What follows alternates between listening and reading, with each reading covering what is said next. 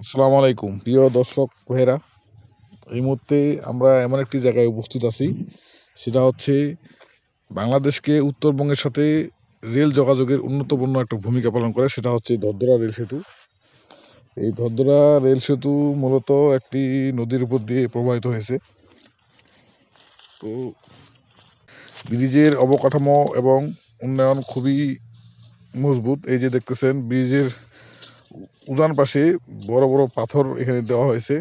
এই এক একটা পাথর মূলত 4 থেকে 5 মণ পর্যন্ত ওজন হতে পারে। এই যে দেখেন, আর এই ব্রিজটা, এটাই হচ্ছে রেল সেতু।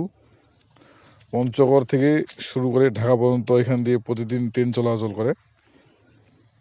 এই যে পাথরগুলো দেওয়ার কারণ হচ্ছে যে ব্রিজটা মজবুত রাখার জন্য এই পাথরগুলো দেওয়া, যাতে নদীর স্রোত এবং অতিবৃষ্টি হলে যাতে এই ব্রিজটার কোনো ক্ষতি না হয় এবং মাটি যাতে ধুয়ে চলে না যায়।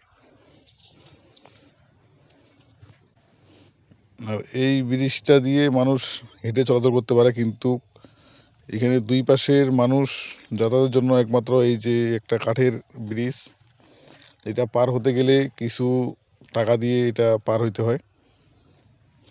তো আপনারা যারা যারা এই জায়গায় আসছেন অবশ্যই কমেন্টের মধ্যে জানাবেন।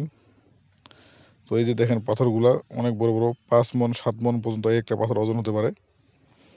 এবং শুধু এখানে না, এটা পুরো নদীতেই দেওয়া হয়েছে, নদী রক্ষার জন্য এবং এই ব্রিজটা রক্ষার জন্য।